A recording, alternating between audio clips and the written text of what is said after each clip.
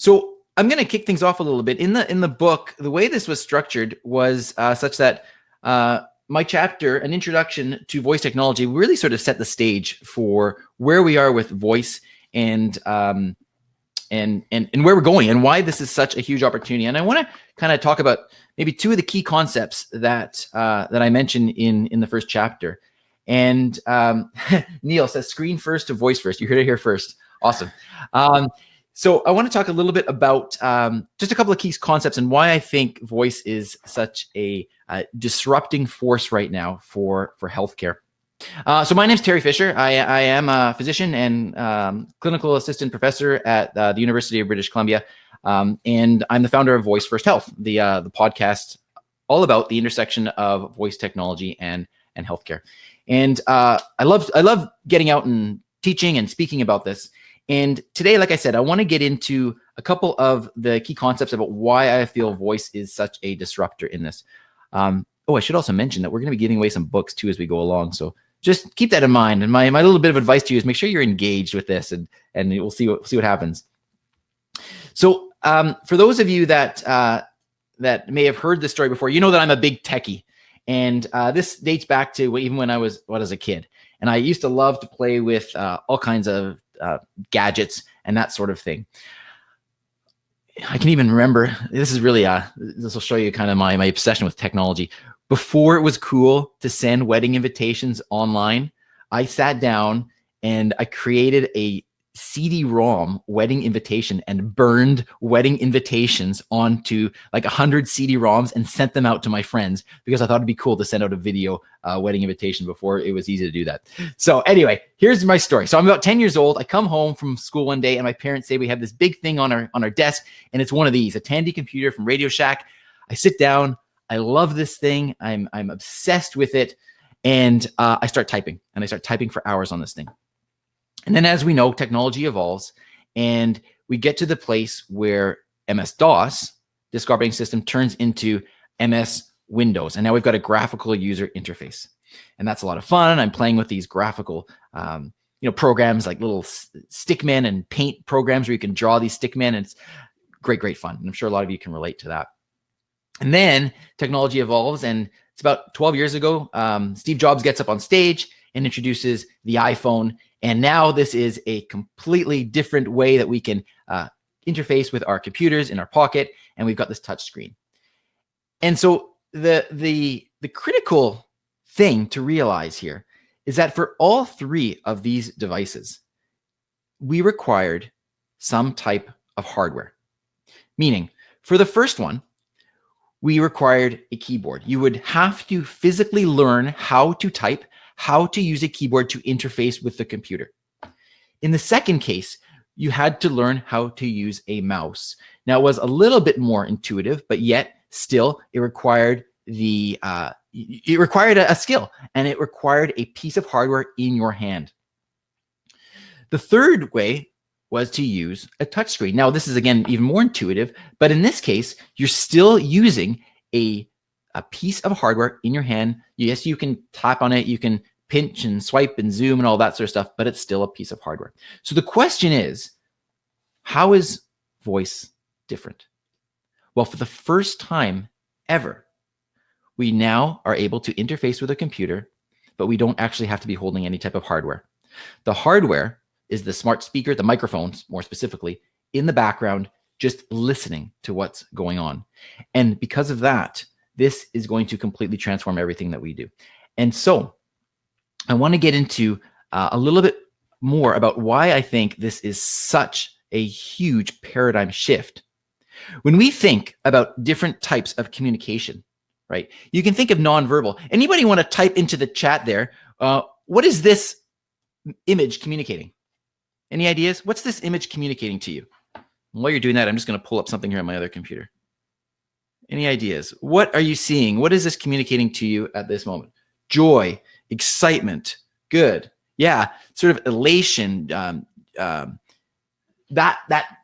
I did it. Relief. Okay, and obviously, when we're looking at this, there's no exchange of words. This is all nonverbal communication. What did you have to use? Which sense did you have to use to be able to interpret this? And of course, the answer is you had to use your sense of sight. You had to use sight to be able to see this, meaning you had to be focused. You had to be looking at this image in order to understand what is being said. Okay. Now, if we look at the next image, written, well, this one's pretty obvious, right? You just read it. This is the sign you've been looking for. And so emotional intelligence as well. Good comment there, Cheryl. Yes. So this is the sign you've been looking for. And so here is an example of written communication. And this can come in many different forms. You can see it, when you're reading the book, you're using a form of written communication. And this one's pretty obvious. You have to read the words. But again, which sense? You have to use sight. And in the case of people that are visually impaired, they may use touch. They may be reading through Braille, a type of written communication. But nevertheless, you are using touch or you're using sight. Now, for the next one, let's have a look at this. What is this communicating? I don't know. It looks like it's some crazy deer with wings flying across my path. I don't know what that is. But the point is that I am able to look at this image and I'm able to pick out what that means to me. Icon recognition. So great. So this is a visual. And whether you look at a map or you're looking at a photograph, that is a type of visual communication as well. But again, we're using sight. You have to be focused on what you're looking at in order to be able to see this. Now, let's look at something else. So if I go to this one, verbal communication. What is this communicating? Okay, what if I do this? Bear with me here for 1 second. I'm going to get this to work. What is this communicating? I'm sure you'll agree there's some truth in what I say. I'm not sure if you could hear that. I'm going to do that one more time from my other computer here. Let's try that one more time. I'm sure you'll agree there's some truth in what I say. So obviously, when we get to verbal communication, we're talking about something totally different. It doesn't matter where you're looking. It doesn't matter what your focus is on. But the point is that the verbal communication is the most seamless type of communication that we have. And for that reason, I want to break this down even a little bit further. Let's look at why verbal communication is so powerful. It's versatile. As we know, well, we shouldn't be typing, texting, swiping when we're driving, but you can be having a communication. You can be having a verbal conversation with somebody while you're driving. You can be listening to a podcast. You can be having a conversation with someone while you're working out or while you're cooking. So it's extremely versatile. It's the most versatile type of communication as far as I'm concerned. And so versatile, voice allows us to multitask. We can do almost anything at the same time as speaking and listening. Voice is also omnipresent, meaning it is around us, right? Again, you don't have to be focused on anything in particular. If somebody says something behind you or there's a loud noise and you weren't aware of something happening, all of a sudden you are. And that is extremely powerful as well. And that is very different about verbal communication and other types of communication. So omnipresent, voice is always on and available. It completely envelopes us with the sound of the spoken word. Innate, right? When babies are born, hopefully the very first thing that they do is they cry. And we don't have to learn how to cry. We just know that. And that is a form of verbal communication. It is expressing our thoughts. And in case of an infant, I'm here, I need help, feed me. And so it is completely innate. Voice is instinctual. It is the most natural way that we know how to communicate with each other. It's contextual, right? You can hear the sound of emotion in my voice. How many times, and I'm sure I've experienced this, you write an email, but the true meaning of the email gets lost because the person can't hear whether you are being friendly, sarcastic, what the intended messages in that. Whereas with voice, you can hear that. If I were to say something really excited, or if I were to say something in a more subdued sort of tone, right? You can hear that. And so it's extremely contextual. And that's another very powerful thing about voice. And so voice is expressive. Variations in the way we speak are situational and can reflect emotional or physical states. And this gets into healthcare in particular. And it's extremely efficient. When we look at typing speeds versus speaking speeds, typing, the average typing speed, give or take, is approximately 40 words per minute. Yes, there's some variability in that, of course, but the average speaking speed is about 3 to 4 times faster at about 150 words per minute. And so voice is one of the most efficient ways that we know how to communicate. When you think about speed and time is one of the most important and most valuable assets that we possess. I know for me, if I get a junk email coming into my email, I don't know how many of you do this as well, but it's often, I'll often just hit delete as opposed to going through the whole process of unsubscribing, because that's just quicker for me. And even that's just a difference of saving a few seconds, and I'll still do that.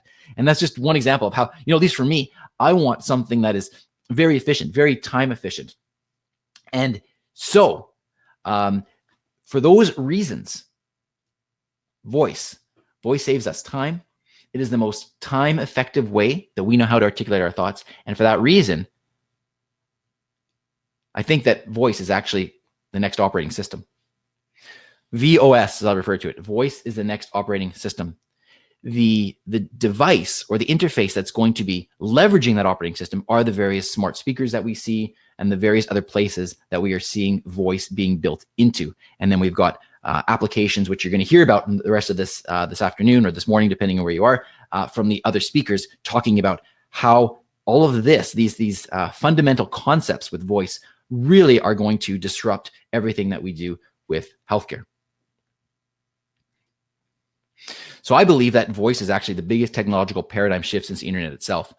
It is frictionless, it is seamless, and as a lot of you will know, when you think about the way kids interact with computers, for the first time ever, young children are able to interact with a computer because they know how to speak before they can read, write, text, type, etc. So for that reason, they're actually interfacing with computers at an earlier and earlier age before they have learned any of those skills. And that is what they are growing up with. They are growing up expecting that voice is the way that you talk to and listen to a computer. So I want to talk just a little bit about now voice first health and healthcare applications today. I'm going to go over this relatively quickly because a lot of what you're going to hear from the rest of the speakers really dive into this in more detail, because the rest of the book, as David was saying, really dives into what are the patient experiences, what are the provider experiences, and then getting to the future of it. But just to give you a little bit of an overview of some of the things.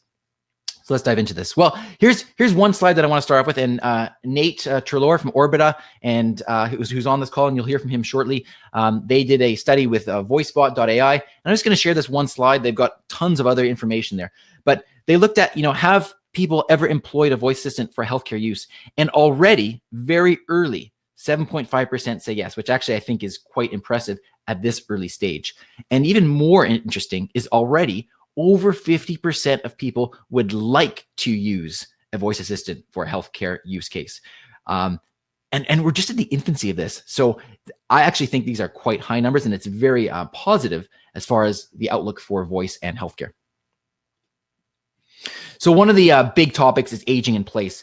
You can imagine that with our population getting older and older, and quite frankly, with what's going on with coronavirus, the more that we can keep people in their homes, the better. And so there are lots of ways that you can use voice technology for the aging population, connecting with family and friends from their homes, daily reminders about medications, reminiscing about events, having things that are important to you in the device stored or recorded and then played back on demand. This is just the tip of the iceberg. Patient and provider communication. We can start to automate communication between patient and provider. So, for example, using voice assistants for post-op care and automating that communication in terms of what needs to be done on a daily basis or weekly basis. Scheduling appointments through the devices in a very seamless and effective way. Keeping families and staff informed of what's going on through the interactions that a patient is having with the device. Patient engagement. So a companion to manage illnesses. You'll hear from another company, Macadamian, who's done work in developing diabetes care plans, helping people to manage their diabetes. AI insights and care. You're going to hear from other people as well today that are using these devices, particularly with EHRs, to help a clinician. This can be extended to clinicians as well. Patient engagement, clinician insights, but helping people to understand when there are issues with their health based on patterns that the device is starting to recognize. For example, blood pressure levels or glucose levels and that sort of thing. And looking at health analytics and seeing how this data that is being collected on an individual basis can help to understand what is going on in this world. Could you just imagine if the world right now, if everybody had a voice assistant and we were far enough along in the evolution of this technology that you could actually take a history from each person and it could help to at least determine the risk level of a person with coronavirus right now, how that would take some pressure off the healthcare system? Amazing. Physician notes. Voice-controlled EMR, you're going to hear about this specifically from Dr. Yakuma Crystal and the work that they are doing with AI-enriched interactions as part of this. And virtual scribing, the physician's holy grail, you're going to hear from Dr. Harjindu Sandhu from Sekera, how they are tackling this problem head on and how this can relieve some of the pressure from the clinicians and having to chart and chart and chart. And I know that firsthand. Vocal biomarkers. Here's a very, very interesting area looking at the sound of our voices and how that can impact diagnosis. And the example I like to give, you may have heard this, is when my son comes home from school and he says to me, and I ask him, how was school? And he says to me, it was great. That's got one meaning. Whereas if my son comes home from school and I ask him how it was, and he says to me, it was great. You can hear the difference in the tone. We all can naturally, instinctively hear the difference. The thing is, if we can hear it, computers can be trained to hear it as well. And now they can abstract real-time emotional insights. There are companies looking into suicide prediction based on voice signals. There are companies looking at detecting things like coronary artery disease from the sound of your voice, detecting cognitive diseases, Alzheimer's, dementia, etc. This part is fascinating to me. And this is all due to voice. Here are some other just examples of just some brainstorming some things. One of the things I'm going to attempt to try here online, we'll see if it works, is here's something that I've thought of creating an informational skill about coronavirus. So let's see if this will work here. Alexa, open coronavirus doc. Welcome to the Coronavirus Doc by Voice First Health. Here you can get answers to common questions about the coronavirus. Please note that this is for informational purposes only and is not a substitution for professional medical advice. What would you like to know about? You can say symptoms, transmission, prevention, or general info. Symptoms. The symptoms of the coronavirus. Oh, it started whispering. Sorry about that. No symptoms at all to being severely ill. Symptoms can include fever, cough, and shortness of breath. In particular, if you have a fever, have a cough or difficulty breathing, and have been to China in the past 14 days, or have had exposure to an ill person who was in China in the past 14 days, you should call your healthcare provider for further information. Now, Alexa, stop. can I help you? It does sound like a big secret. I didn't mean for it to whisper there. I guess it didn't. Feel free to check back for updates on the coronavirus outbreak. It interpreted what I was saying as a whisper. So that's quite funny. Maybe it is a big secret though. That's quite funny. So gives you an idea of just some type of informational skill. That's actually relatively easy to build, but I think it's got a lot of utility and it can help take some pressure off the healthcare system. I'm glad everybody's getting a good laugh. That's great. That was really funny. That was scary. Yeah, that was scary too. It's like it knew. That's a secret. All right. So I want to wrap up here with just a couple last slides and move on. Patient-centered healthcare. This is my view of patient-centered healthcare. The patient's in the middle. There's a lot of bureaucracy and quite frankly, a big maze around the patient. And in this era where we're going to voice first, I think we should be talking about patient first, where patients are leading their healthcare journey from at home through these devices. And when you put these devices and put them into the window there, put them into the home, then these homes become individual little mini clinics. And I'm just talking from the patient perspective here. There's just as many applications as you'll hear for the clinician's perspective as well. And so I think this is a really great opportunity, bringing health home, taking pressure off the healthcare system, and voice technology is the future of healthcare. And so there we go. I believe, according to my schedule, I want to stay on schedule. I have enough time for a minute or two if there's any particular questions that you want to type in. And if not, we will move on.